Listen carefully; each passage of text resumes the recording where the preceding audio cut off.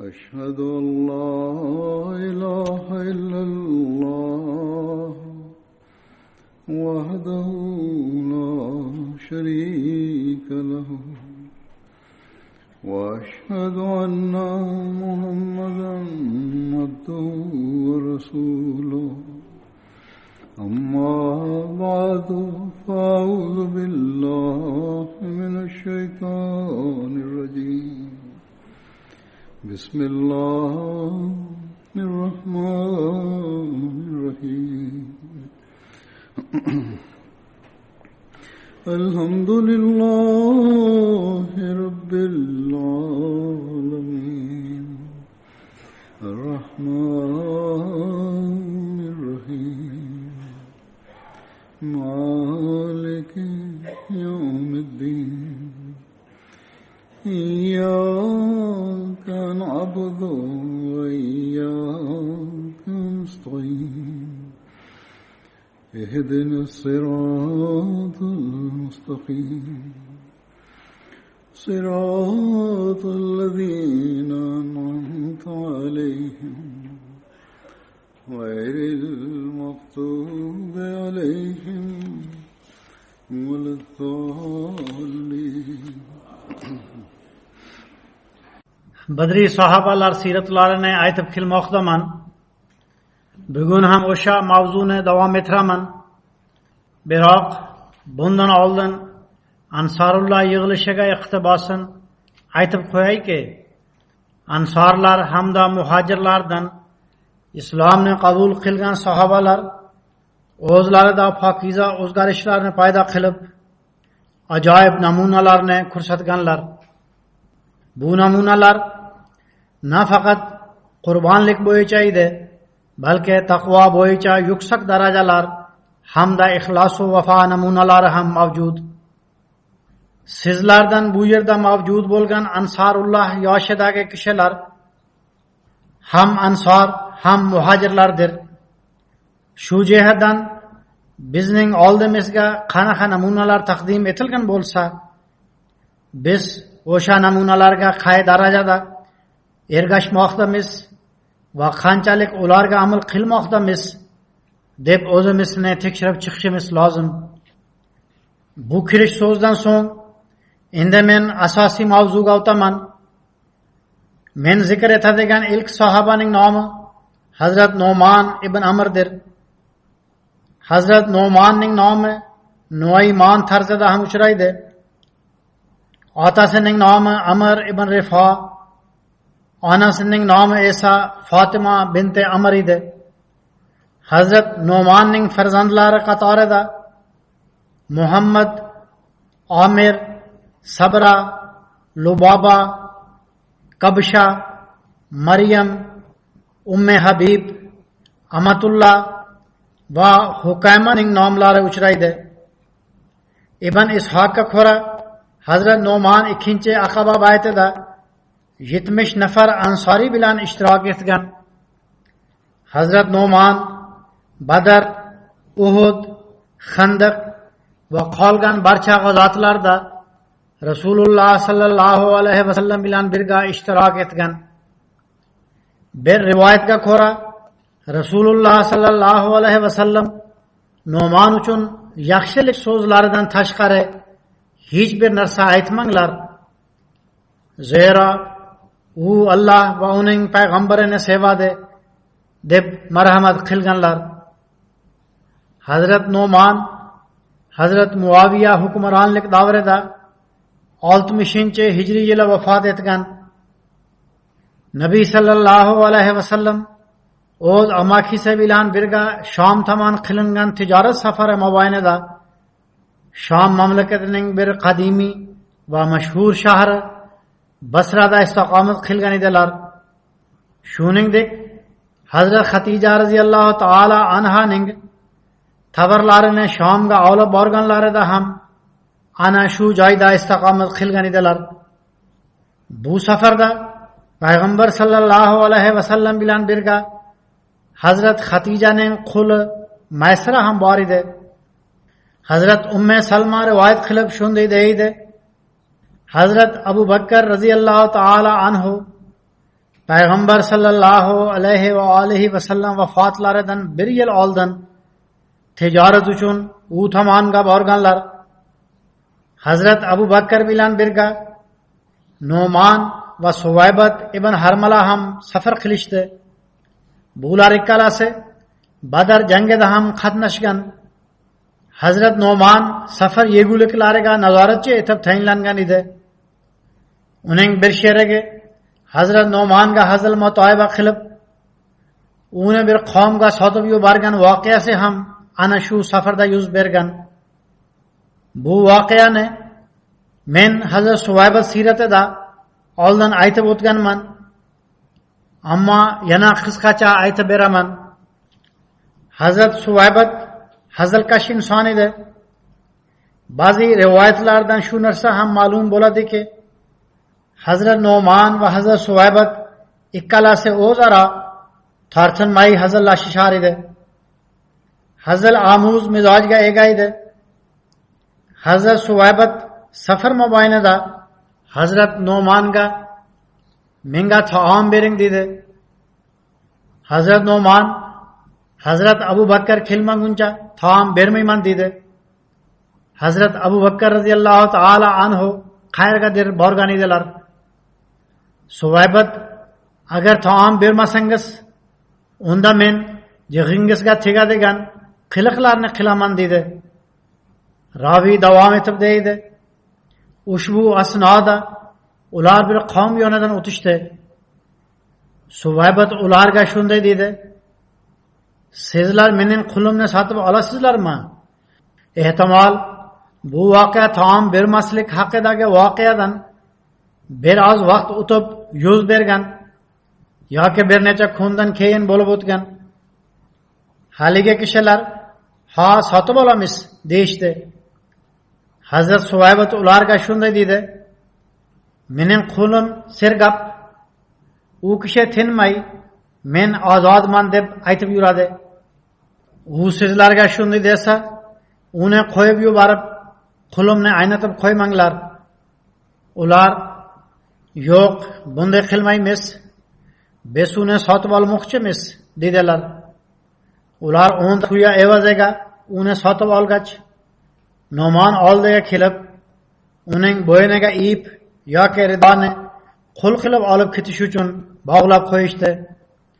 Hazrat Nu'man ularga shunday dedi: "Bu kishi sizlar bilan hazillashmoqda. Men ozod kishiman, qul emasman." Ular javoban: "Ha, u oldindan sen haqingda ogohlantirib aytgan" deb uni majburlab o'zlari bilan olib ketishdi. Hazrat Abu Bakr Siddiq radhiyallohu ta'ala anhu kelganlarida odamlar Hazrat Nu'man to'g'risida aytib berishdi. Shunda u zot radhiyallohu ta'ala anhu ular orqasidan borib tuyalarini qaytarib berib, Hazrat Nu'manni qaytarib olib keldilar. Ravi deydi, u kishilar Nabiy sallallohu alayhi vasallam huzurlariga kelib bo'lgan voqeani aytib berdilar. Rasululloh sallallohu alayhi vasallam va u zot sallallohu alayhi va alihi vasallam sahobalari rohatlanib ko'p kuldilar. Bu latifa bir yilgacha davom etib turdi. Ba'zi kitoblarda bu voqea biroz farqli qayd etilgan. Ularga ko'ra sotuvchi Hazrat Suvaybat emas, Hazrat Nu'man edi. Qisqasi bular ikkalasi to'g'risida rivoyat mavjud. Hazrat Nu'man to'g'risida rivoyat qilinishicha, uning mizojida hazilkashlik bisyor edi. Chunonchi Nabiy sallallohu alayhi vasallam uning gaplarini eshitib rohatlanar edilar. Rabiya ibn Usmondan rivoyat qilinadi. Bir badaviy kishi payg'ambar sallallohu alayhi va alihi vasallam huzurlariga keldi. U masjidga kirib, o'z tuyasini hovlida cho'kkalatib qo'ydi. Shunda ba'zi sahobalar Hazrat Nu'manga bu tuyani so'yib bersangiz, biz uni yeymiz. Zero go'sht yegimiz kelmoqda. Badaviy kishi Rasululloh sallallohu alayhi va alihi vasallamga shikoyat qilganida payg'ambar sallallohu alayhi vasallam uning haqqini ado etib qo'yadilar deydilar. Hazrat Nu'man ularning gaplariga kirib tuyani so'yib yubordi. Badaviy kishi tashqariga chiqqanda o'z ulovlarining ahvolini ko'rgach dod voy solib, "Ey Muhammad, mening tuyim so'yildi" dedi. Rasululloh sallallohu alayhi va alihi vasallam tashqariga chiqib, kim bunday qilganini so'radilar. Odamlar Nu'man shunday qildi deyishdi. Nu'man esa bu ishni bajarib bir joyda yashirinib olgan edi. Nabiy sallallohu alayhi vasallam uni izlab chiqdilar. Hatto u Hazrat Zubob bint Zubayr ibn Abdul Muttalib uyiga yashiringanini bilib oldilar. U yashirinib olgan joyga bir kishi o'z barmog'i bilan ishora qilib, baland ovoz bilan shunday dedi: "Ya Rasululloh, menga hech qayerda ko'rinmayapti." Nima bo'lgandayam Rasululloh sallallohu alayhi va alihi vasallam uni u yerdan chiqarib, "Nega bunday qildingiz?" deb so'raganlarida Nu'man shunday javob berdi: "Ya Rasululloh, sizga men haqimda xabar bergan kishilarning o'zlari tuyani so'yishga meni qistadilar. Ular Rasululloh sallallohu alayhi vasallam keyinchalik haqqini to'lib qo'yadilar deb menga aytgan edilar." Rasululloh sallallohu alayhi vasallam bu gapni eshitib, Nu'manning yuzini qo'llari bilan silab kula boshladilar va badaviyga tuyaning haqqini to'lab qo'ydilar. Zubayr ibn Buqor o'z asari Al-Fuqaha val Mazohibda Hazrat Nu'man to'g'risida bir voqeani yozib shunday deydi: Madinaga tashqaridan biror sotuvchi kelganida Hazrat Nu'man undan biron narsani sotib olib, payg'ambar sallallohu alayhi va alihi vasallam huzurlarida hozir bo'lib, "Bu men tomonidan sovg'adir" deb aytar edi. Sotuvchi haqqini olish uchun kelganida Hazrat Nu'man uni payg'ambar sallallohu alayhi va alihi vasallam oldilariga olib borib, u zot sallallohu alayhi vasallamga "Men sotib olib sizga bergan narsaning haqqini ado etib qo'yinglar" derdi. Shunda Rasululloh sallallohu alayhi va alihi vasallam "Siz uni menga sovg'a qilib bermagan edingizmi?" deganlarida u "Ya Rasululloh, Allohga qasamki, menda u narsaning haqqini to'lash uchun hech qanday mablag' yo'q edi. Ammo siz uni yeyishingizni istagan edim" dedi. Rasululloh sallallohu alayhi vasallam tabassum qilib, egasiga narsaning haqqini to'lib qo'yishni buyurdilar. Demak, bu davralar zerikarli bo'lmay, ishq va muhabbat hamda hazillashuvdan iborat bo'lar edi. Men zikr qiladigan ikkinchi sahobaning nomi Hazrat Xubayb ibn Asofdir. Hazrat Xubayb radhiyallohu ta'ala anhu Ansorilarning Xazraj qabilasidagi Banu Jasham oilasidan edi. Hazrat Xubaybning Xubayb ibn Yasof nomi ham uchraydi. Uning otasining nomi Asofdir. Boshqa bir rivoyatga ko'ra otasining nomi Yasof deb ham qayd etilgan. Shuningdek, buvasining nomi Utbadan tashqari amba sifatida ham uchraydi. Hazrat Xubayb onasining nomi Salma bint Mas'ud edi. Uning farzandlaridan bir o'g'lining nomi Abdullah, kunniyati esa Abu Kasir edi. Uning onasi Jamila bint Abdullah ibn Ubay ibn Sulul edi. Hazrat Nu'man ikkinchi o'g'lining nomi Abdurrahmon edi. U Umme Valaddan tug'ilgan edi. Bir qizi Unisa bo'lgan. Uning onasining nomi Zaynab bint Qays edi. Hazrat Abu Bakr Siddiq radhiyallohu ta'ala anhu vafot etganlaridan so'ng Hazrat Xubayb u zotning bevasi Xubayba bint Xorijaga uylangan edi. Hazrat Xubayb Madinaga hijrat qilingan paytda musulmon emas edi. Ammo shunda ham Madinaga hijrat qilingan paytda muhojirlarga mezbonlik qilish saodatiga ega bo'lgan. Hazrat Talha ibn Abdullah va Hazrat Suhayl ibn Sinon uning uyida istiqomat qilganlar. Ammo boshqa bir rivoyatga ko'ra Hazrat Talha Hazrat Asad ibn Zarora uyida istiqomat qilgan. Shuningdek, Hazrat Abu Bakr Siddiq Madina tomon hijrat qilganlarida Hazrat Xubaybning uyida Qubaning San'o nomli joyida istiqomat qilganlar. San'o Madina atrofida baland joydagi qishloqlarning nomidir. U yerda Bani Haris ibn Xazraj qabilasi kishilari yashar edi. Boshqa bir rivoyatga ko'ra Hazrat Abu Bakr Hazrat Xarija ibn Zaydning uyida istiqomat qilgan edilar. Hazrat Xubayb Badr, Uhud, Xandaq va boshqa barcha g'azotlarda payg'ambar sallallohu alayhi vasallam bilan birga ishtirok etgan. Bir rivoyatga ko'ra Xubayb Madinada yashar edi. Ammo Nabiy sallallohu alayhi vasallam Badr g'azoti uchun yo'lga chiqmagunga qadar islomni qabul qilmagan edi. U yo'lda Nabiy sallallohu alayhi va alihi vasallam bilan uchrashib islomni qabul qilgan. Sahih Muslimda Hazrat Xubaybning iymonni qabul qilish voqeasi quyidagicha bayon etiladi. Rasululloh sallallohu alayhi va alihi vasallamning zavjalari, mo'minlar onasi Hazrat Oysha radhiyallohu ta'ala anha rivoyat qilib deydilar. Rasululloh sallallohu alayhi vasallam Badr tomon chiqib, Madinadan 3 mil uzoqlikdagi Hurratul G'arba nomli joyga yetib borganlarida u zot sallallohu alayhi va alihi vasallamga botirligi hamda shijoati zikr etilgan bir kishi uchradi. Rasululloh sallallohu alayhi vasallam sahobalari uni ko'rgach quvondilar. U Rasululloh sallallohu alayhi vasallam bilan uchrashib, "Men sizlar bilan birga borib, o'ljadan ulush olish uchun kelganman" dedi. Rasululloh sallallohu alayhi va alihi vasallam dedilar: "Siz Alloh va uning payg'ambariga iymon keltirasizmi?"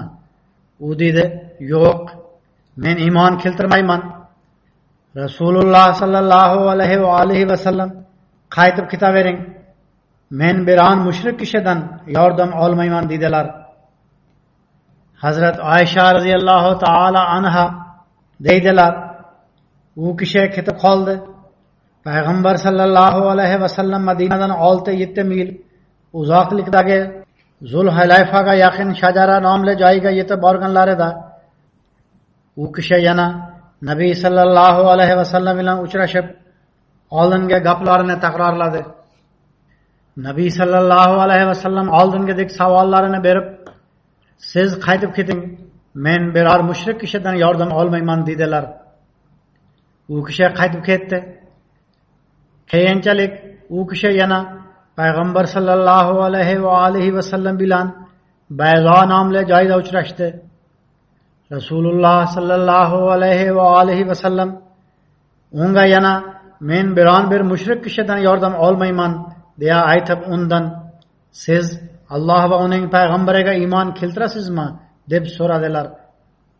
U "Ha, men iymon keltiraman" dedi. Rasululloh sallallohu alayhi va alihi vasallam "Endi siz men bilan bora olasiz" dedilar. Bu rivoyatning sharhida zikr etilganki, rivoyatda islomni qabul qilish haqida zikr etilgan kishi Hazrat Xubayb edi.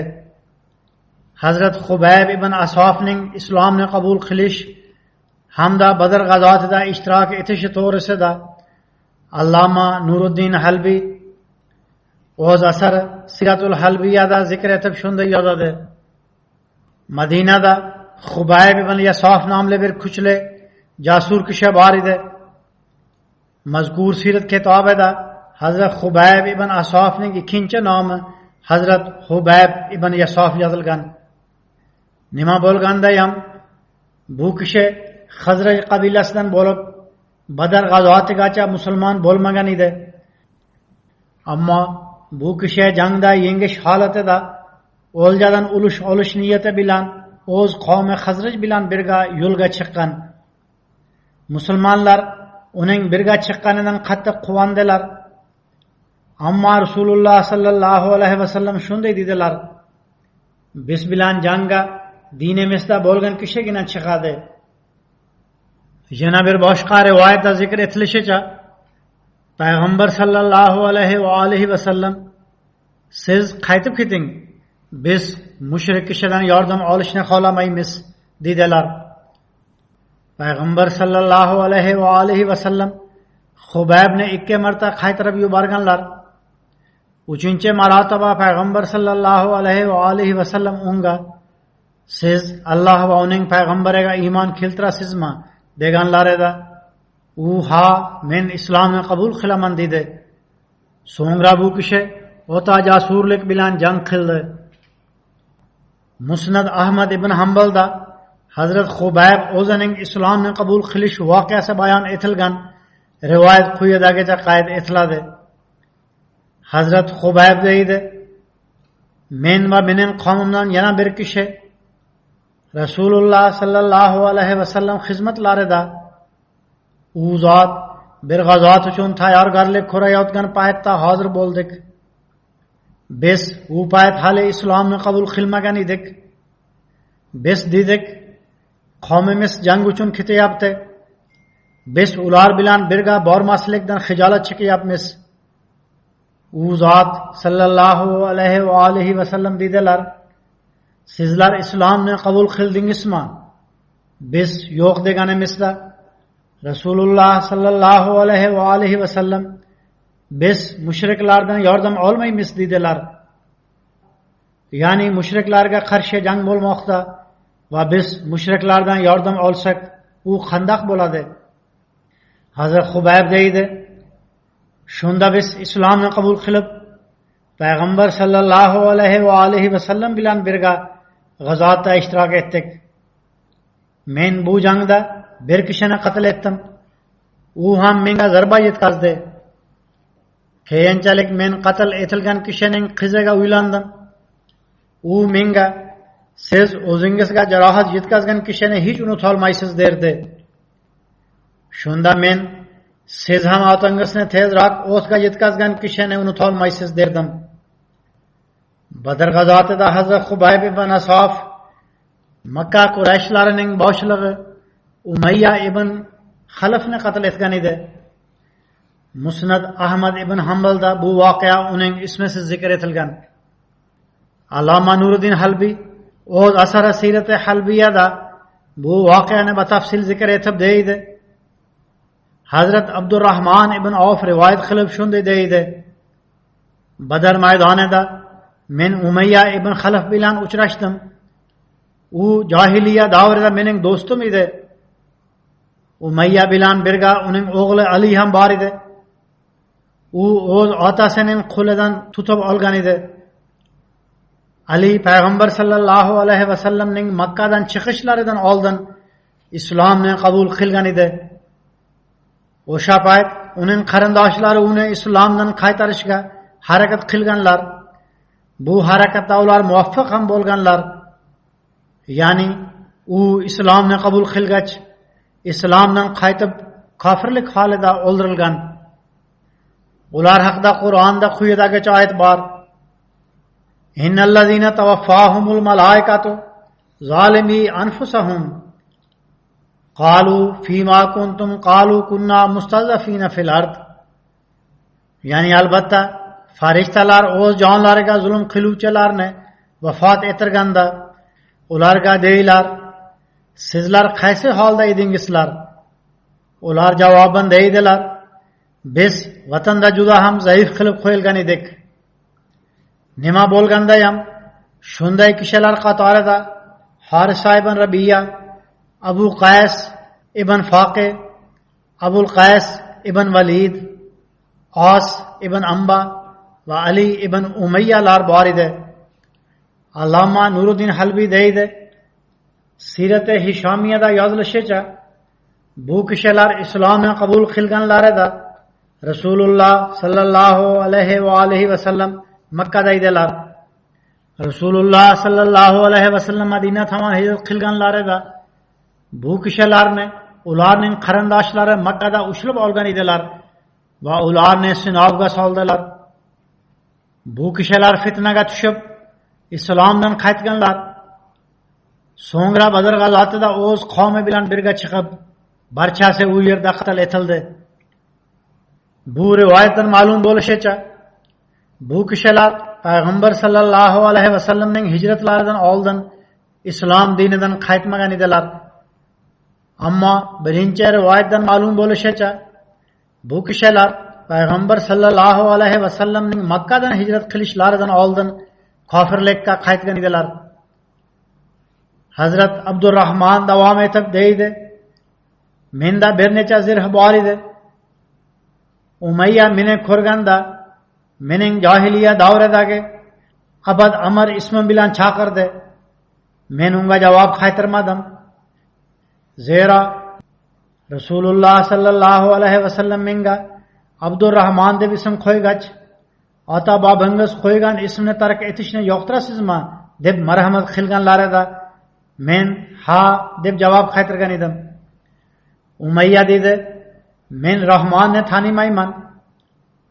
So'ngra Umayya meni Abdurrahman deb chaqirganida javob berdim. Ma'lum bo'lishicha, Umayya uni eski nomi bilan chaqirganida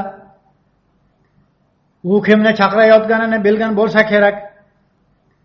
Ammo uning chaqiriga javob qaytarmagani uchun bir sabab shu ham bo'lishi mumkinki, u bir butning bandasi deb chaqirgan edi.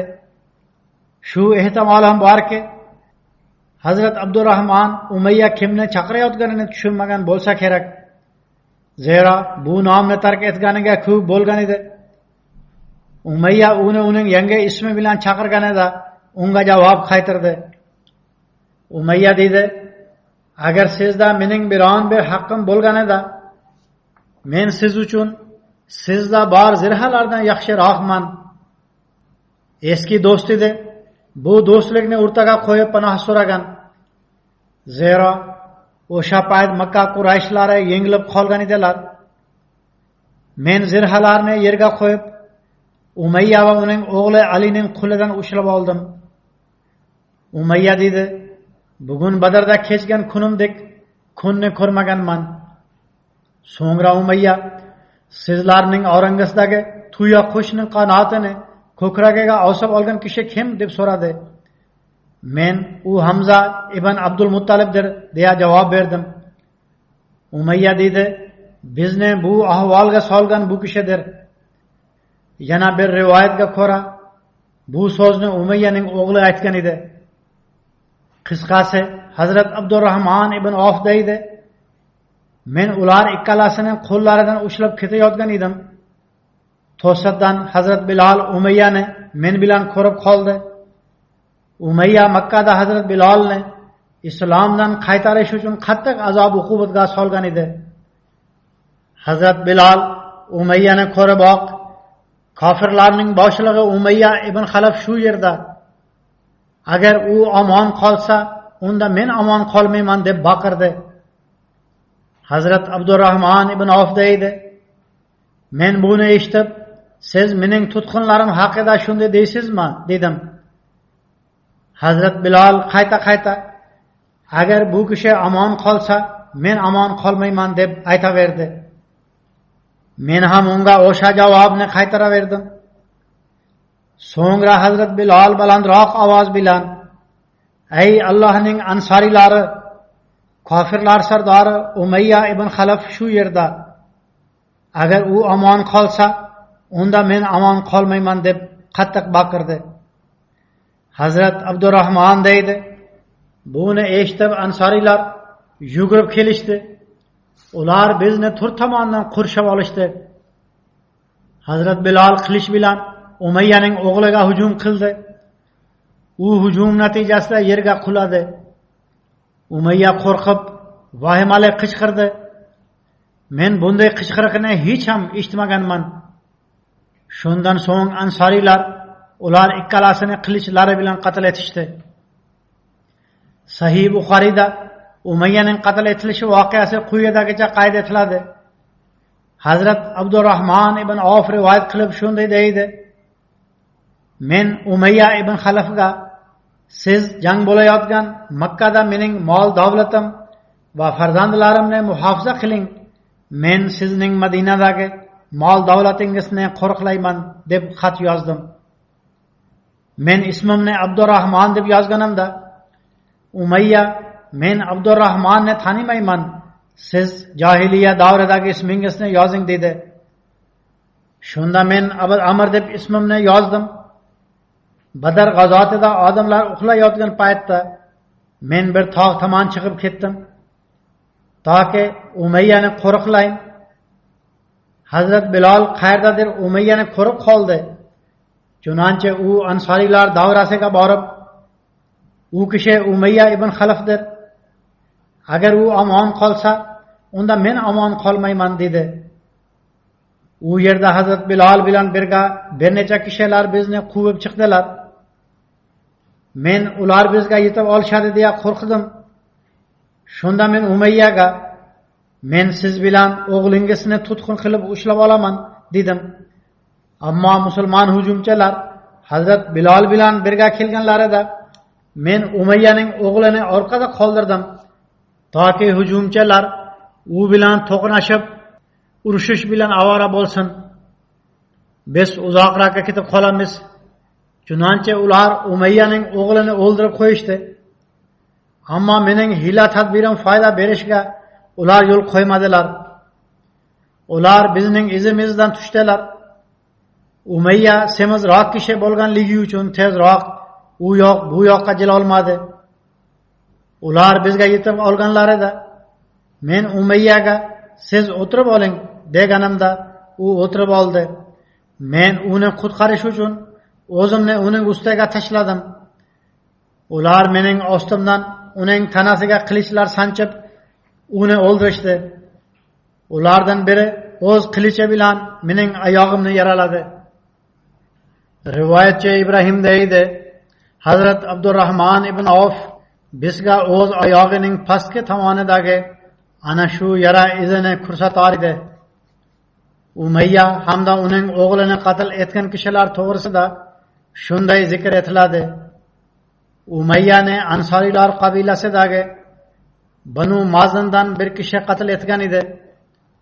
Ammo Ibn Hishom yozishicha Umayyani Hazrat Muaz ibn Afro, Xolja ibn Zayd va Xubayb ibn Asof birgalikda qatl etganlar. Zikr etilayotgan sahoba ham ular jumlasidan bo'lgan. Yana bir boshqa rivoyatga ko'ra Umayyani Hazrat Bilal qatl etgan. Darhaqiqat barcha sahobalar Umayyani qatl etishda ishtirok etishgan.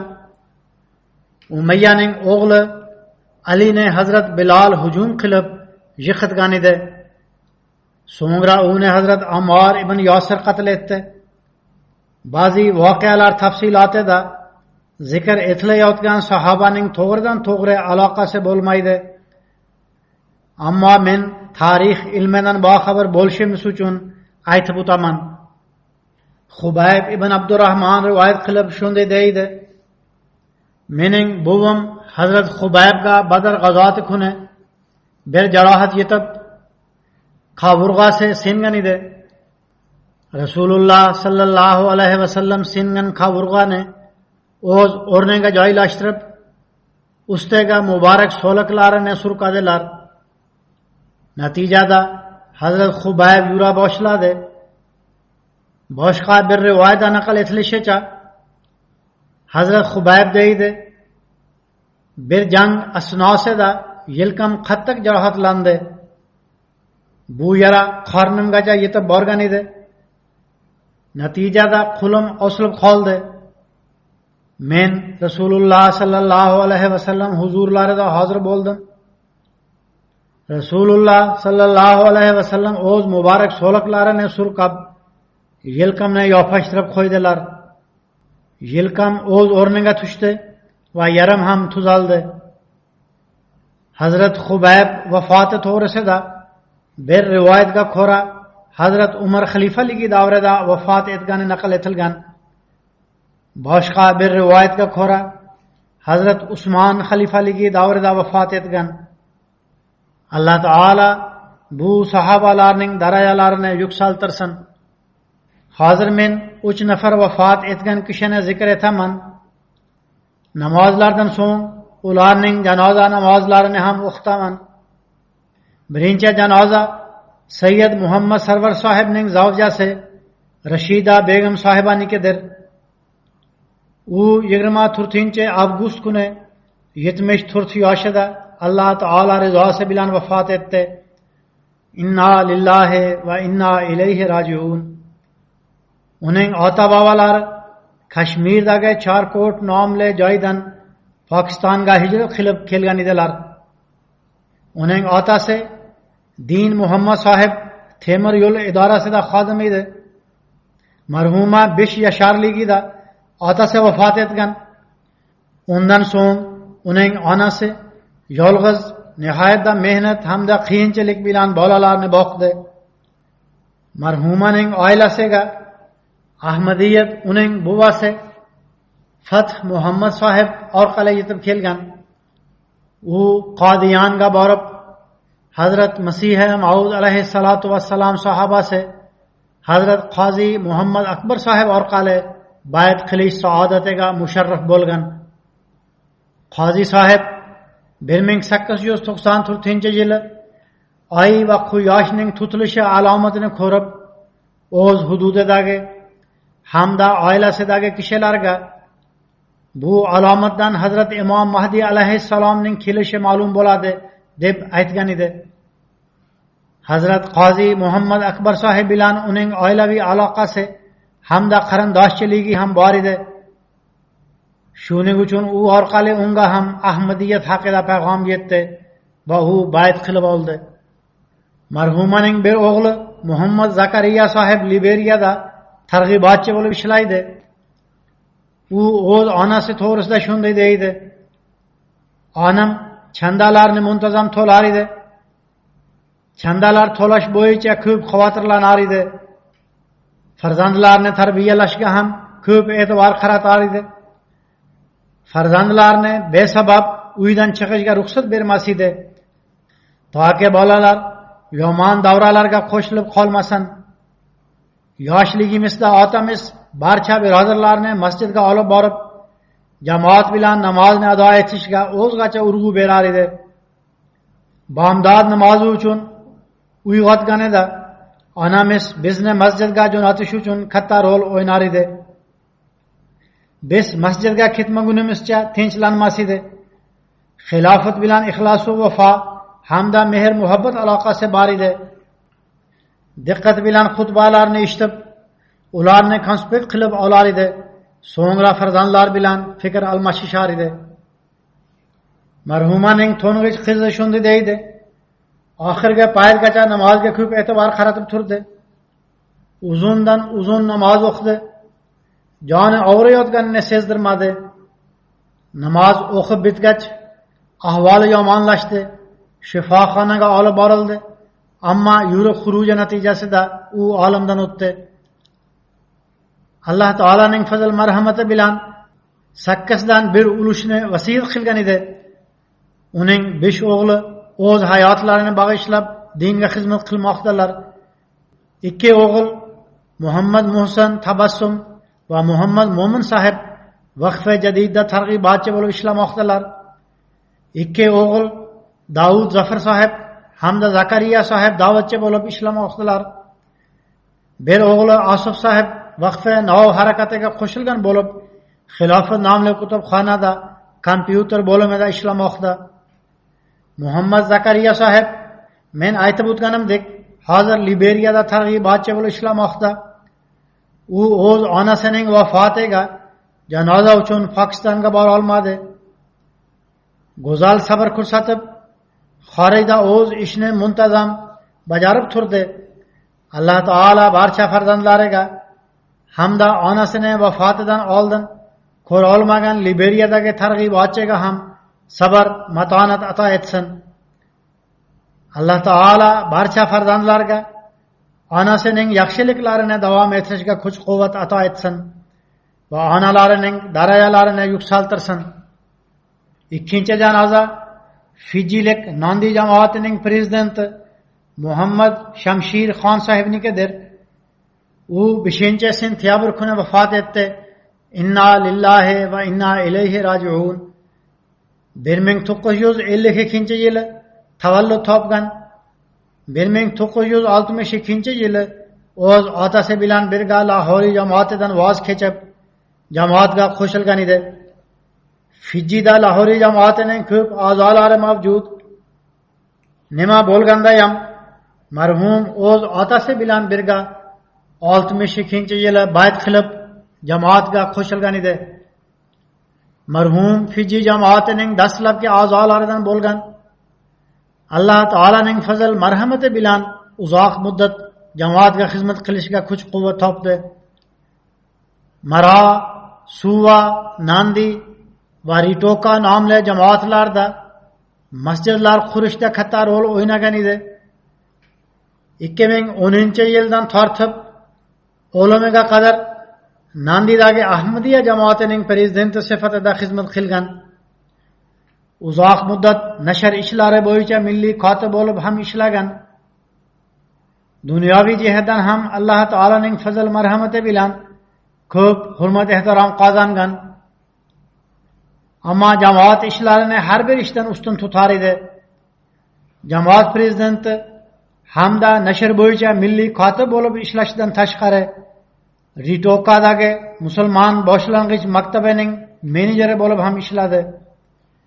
Nihoyatda samimiy, xilofatga oshiq va itoatgo'y inson edi. Marhum o'z orqasida zavjasi Roziya Xon sohiba hamda qizi Nodiya Nafisa sohibani qoldirgan. Alloh taolo marhumni mag'firat etib, unga rahm qilsin. Farzandlariga ham uning yaxshiliklarini davom ettirishga kuch-quvvat ato etsin. 3-chi janoza hozirda Norvegiyada yashaydigan Kurdistonlik Fatima Muhammad Mustafa xonimnikidir. U 13-iyun kuni vafot etgan edi. Ammo bu haqda ma'lumotlar kechroq kelgan. Shuning uchun janoza ham kechroq o'qilmoqda. U 88 yoshda vafot etgan. Inna lillahi va inna ilayhi rajiun. U 2014-yili bayt qilish sharafiga ega bo'lgan. Marhuma o'z orqasida 3 qiz va 5 o'g'ilni qoldirdi. Farzandlaridan faqat bitta qizi Berifan Muhammad xonimgina Ahmadi bo'lib, hozir Norvegiyada istiqomat qilmoqda. Qizi shunday deydi: 1999-yili Norvegiyaga kelib, ko'pgina qiyinchiliklarga duch kelganman. Shuning uchun onim menga yordam berish maqsadida Kurdistondan Norvegiyaga ko'chib keldi. Onim savodsiz bo'lsa-da, Qur'oni Karimning ko'p oyatlarini va ko'pgina hadislarni yoddan bilar edi. O'qish yozishga ko'p qiziqar edi. Yoshi 40 dan oshganidan qat'iy nazar mehnat bilan xat savodni o'rgandi. Uning hayotidagi eng muhim ish namozni vaqtida ado etish edi. Ro'zalarni ko'p tutar edi. Ko'pincha men ro'za tutishga qurbi yetmagan kishilar nomidan ro'zalar tutaman derdi. Boshqalarga yordam berishga ham ko'p intilar edi. Iroqda ba'zida onim 50 mil musofara safar qilib muolaja qildiradigan hech kimi yo'q ayollar shifoxonasiga borar edi. Ularga moliyaviy yordam berar edi. Onim vafot etganida turli qavmlar bilan aloqador kishilar menga xat yozib ta'ziya bildirdilar. Ayniqsa Pokistonlik Ahmadiy opa-singillarimizning ko'pchiligi yig'lagan holda onangiz biz bilan o'zgacha mehr muhabbat rishtasiga bog'langan edi deyishdi. Men tug'ilganimdan beri onam bilan yashab keldim. Uning a'lo axloqlari hamda yaxshi xulq-atvorlarini ko'rishga fursat topdim. Hech kim haqida qalbida gina-kuduri saqlamas edi. Katta xatolarni ham kechirib qo'yar edi. Bizga yoshligimizdan rost gapiringlar, xoh o'zlaringizga qarshi bo'lsa ham degan tamoyilni o'rgatar edi. Undan tashqari, agar sizlarning ko'zingiz yoki qo'lingiz biron bir xatolikka yo'l qo'ygan bo'lsa, sizlarda o'z ko'zingiz yoki qo'lingizni xatokor deb aytishga shijoat bo'lishi kerak derdi. Har kim bilan jilmayib turgan yuz bilan uchrashar edi. Tili doimo duolar bilan band bo'lar edi. Alloh taolo va Nabiy sallallohu alayhi vasallamni sevar edi. Shu sababdan Alloh taolo unga zamon imomini tan olishga imkoniyat ham ato etdi. Qizi yana deydi, 2007-yili to'satdan menga MTA arabcha topilib qolgan edi. Keyinchalik yo'qolib ketgan. Ko'p axtardim, ammo topilmadi. 3 yildan so'ng 2010-yili MTA arabcha yana topilib qolgach, men uyda kanal topildi deya shovqin so'ron ko'tardim. Men onimni chaqirib, keling, siz bu kanalni ko'ring. Biz kutib turgan Imom Mahdi kelib bo'ldi dedim. Otamiz ham bu haqda aytib berar edi. Onim men bilan birga MTAni tomosha qila boshladi. Bir necha kundan so'ng onim birodarlarimga bu haqda aytib berdi. Ammo birodarlarim tomonidan bildirilgan taassurotlarni eshitib, onim yuzi birdaniga o'zgarib ketdi. Ammo bu narsalarga e'tibor bermay, u muttasil MTAni tomosha qilib yurdi. Onim Kurdistonga qaytib ketgach, birodarlarim gaplari uning qalbiga ta'sir o'tkazdi. Shunda u menga qarshilik bildira boshladi. Mening yonimga yana qaytib kelganida meni MTAni tomosha qilishdan man eta boshladi. Qisqasi, men bayt qilib olganimda vaziyat yanada kuchaydi. Birodarlarim onimga qizingiz kofir bo'ldi dedilar. Onim birodarlarim oldiga borganida qarshilik qila boshlar edi. Mening yonimga qaytib kelganda MTAni ko'ra boshlar edi. U Hazrat Masih Maud alayhissalomning arabcha qasidalarini yoqtirar va eshitib yig'lay boshlar edi. Bir kuni Hazrat Masih Maud alayhissalomning "Ya ayna fayzillahi val irfani" degan qasidalarini pichirlab o'qiyotgan edi. Men unga shunday qasida yozgan kishini kofir deb aytsa bo'ladimi dedim. U nihoyat achchiqlanib, men tomonga qarab, qaysi zolim kishi shunday kishini kofir deya oladi dedi. Men onimga, sizning farzandlaringiz ham ular safiga qo'shilgan dedim. Buni eshitib sukut saqlab qoldi. Men yana onimga dedim, siz iymoningiz kuchliligi bois mashhursiz. Siz kimdan qo'rqmoqdasiz? Xudodanmi yoki o'z farzandlaringizdanmi? U mening bu savolimdan qattiq ta'sirlandi. Ammo javob qaytarmadi. O'sha kechasi meni chaqirib, jamoat markaziga telefon qilib, mening bayt qilmoqchi ekanligimni aytib qo'y, dedi. Men dedim, siz yana chuqurroq o'y fikr yuritib oling, toki keyinchalik sobit qadamlik ko'rsata olasiz. Qisqasi, onim tun bo'yi ehtimol o'y yuritganmi yo duolar qilganmi, ertalab uyg'onishi bilanoq men bayt qilishga qaror qildim dedi.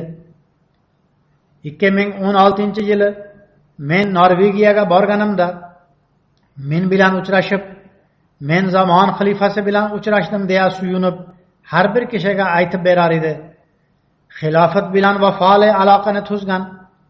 Alloh taolo marhumani mag'firat etib, unga rahim qilsin, uning darajalarini yuksaltirsin, uning qizining iymonini ham mustahkamlab tursin, ahmadiy bo'lmagan farzandlarining ham ko'ksini ochsin, marhumaning ular uchun qilgan duolarini qabul qilsin.